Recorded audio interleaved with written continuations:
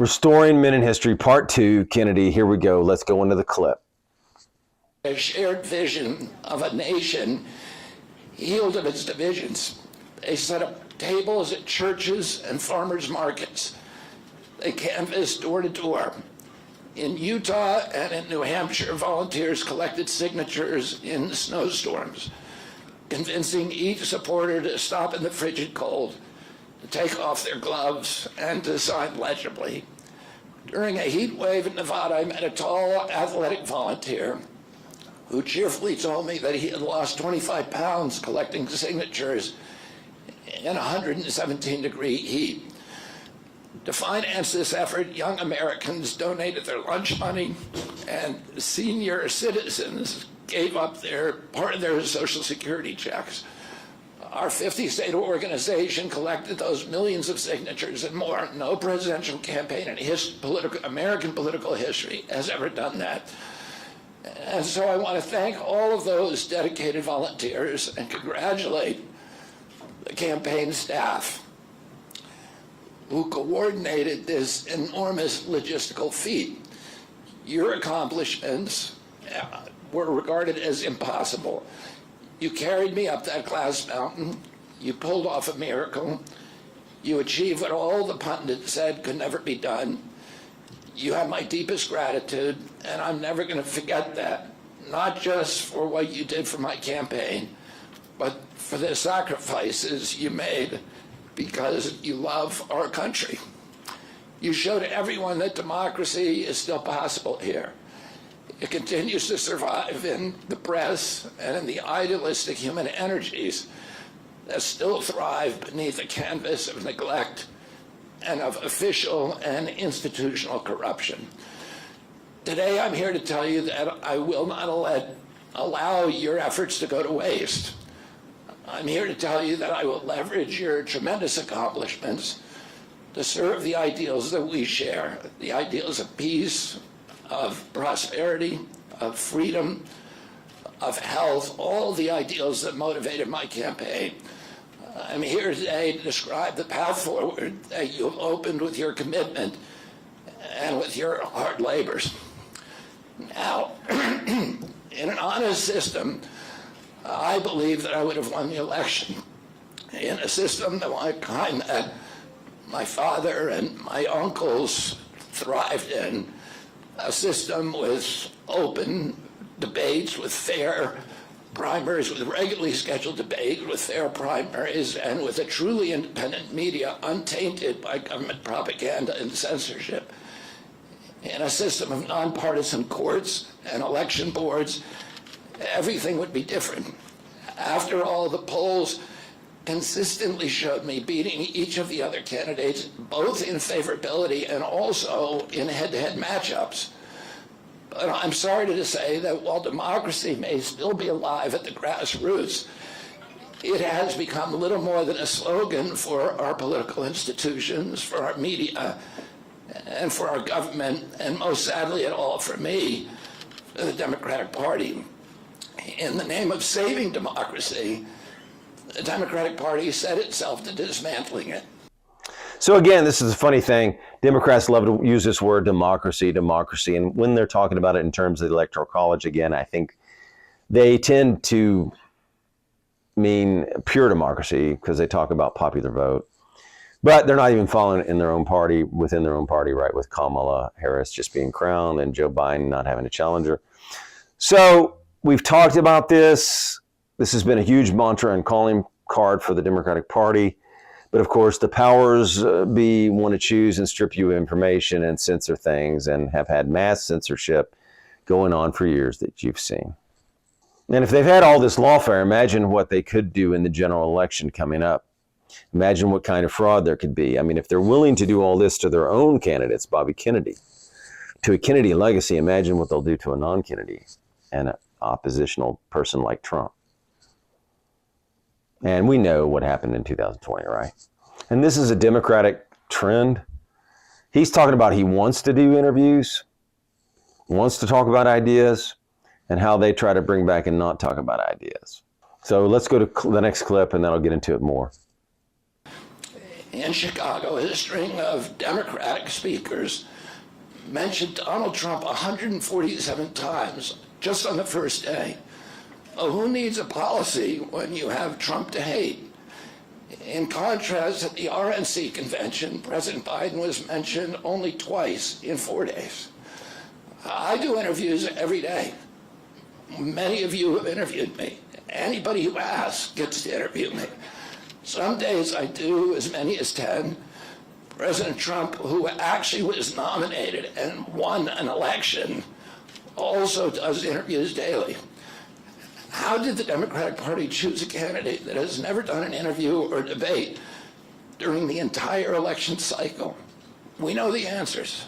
They did it by weaponizing the government agencies. They did it by abandoning democracy. They did it by suing the opposition and by disenfranchising American voters. Again, here's more elaboration. They just want to pick and crown it. That's what he's talking about. And again, Alinsky says accuse the other side of what you're doing. They've already been doing that. And again, it's versus, it's like a pure democracy that they say they kind of want. They want the voters, they say, to have in the electoral college and have just a pure democracy. So he's talking about how he wanted to go interviews, but they wouldn't put him on. Kamala won't even go on shows, right? Trump and Kennedy really want to work hard for it, and they want to earn your vote. And Kamala wants to sit. Joe sat in the basement. Remember that?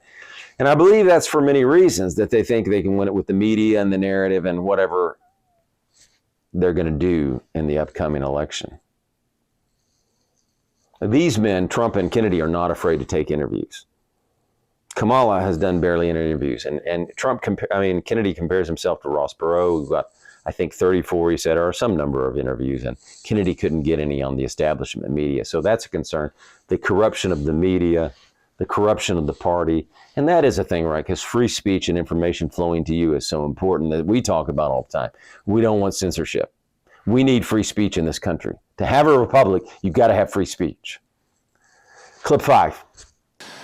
President Biden mocked Vladimir Putin's 88% landslide in the Russian elections, observing that Putin and his party controlled the Russian press and that Putin prevented serious opponents from appearing on the ballot. But here in America, the DNC also prevented opponents from appearing on the ballot. And our television networks exposed themselves as Democratic Party organs.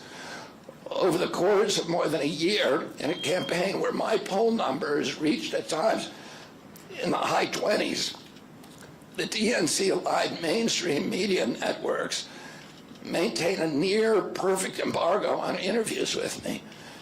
During his 10-month presidential campaign in 1992, Ross Perot gave 34 interviews on mainstream networks. In contrast, during the 16 months since I declared, ABC, NBC, CBS, MSNBC, and CNN combined gave only 2 live interviews from me. Those networks instead ran a continuous deluge of hit pieces with inaccurate, often vile, pejoratives and defamatory smears. Some of those same networks and colluded with the DNC to keep me off the debate stage. Representatives of those networks are in this room right now, and I'll just take a moment to ask you to consider the many ways that your institutions have abdicated this really sacred responsibility, the duty of a free press to safeguard democracy and to challenge always the party in power. Instead of maintaining that posture of fierce skepticism toward authority, your institutions have made themselves government mouthpieces and stenographers for the organs of power. You didn't alone cause the devolution of American democracy, but you could have prevented it. The Democratic Party's censorship of social media was even more of a naked exercise of executive power. This week, a federal judge, Terry Doty, upheld my injunction against President Biden, calling the White House's censorship project, quote, the most egregious violation of the First Amendment in the history of the United States of America. Again, he talks about media collusion with the Democrats. Now, this is collusion with the media and Democrats working. And there was a professor who talked about that, giving an 8-point advantage to Democrats in every presidential election. But this, look again to England and France. And you just saw England, the prime minister threatening Elon Musk. You saw that other gentleman from Telegram arrested in France. We don't know the charges, but nevertheless, in England, you see the massive attack and censorship. You see it in America as well. We don't want to be, we do not, let me say this affirmatively, Jeff. We do not want to be England or France. We want to be America, where we fought for the free speech First Amendment, where George Mason put it in for a U.S. Constitution. So no thank you to England and France. We'll be Americans here. Remember what happened, England. We had a revolution and wrote it in, the Bill of Rights, to have free speech so that we could speak against the federal government. Here he's also talking about the weaponization of the agencies, which we've seen go against Trump and others. So they would not put him on the debate stage he talks about. They would not interview him. Bobby Kennedy, this is a Democrat, right? A legacy Democrat with the big name. One of the biggest name in the Democrats is Kennedy name. Clip 6. This week, a federal judge, Terry Doty, upheld my injunction against President Biden, calling the White House's censorship project, quote, the most egregious violation of the First Amendment in the history of the United States of America. Doty's previous 155-page decision details how just 37 hours after he took the oath of office, swearing to uphold the Constitution, President Biden and his White House opened up a portal and then invited the CIA, the FBI, CISA, which is a censorship agency, it's the center of the censorship industrial complex, DHS, the IRS, and other agencies to censor me and other political dissidents on social media. Even today, users who try to post my campaign videos to Facebook or YouTube get messages that this content violates community standards. 2 days after Judge Doty rendered his decision this week, Facebook was still attaching warning labels to an online petition calling on ABC to include me in the upcoming debate. They said that violates community standards, their community standards. The mainstream media was once the guardian of the First Amendment and democratic principles, and it's joined this systemic attack on democracy.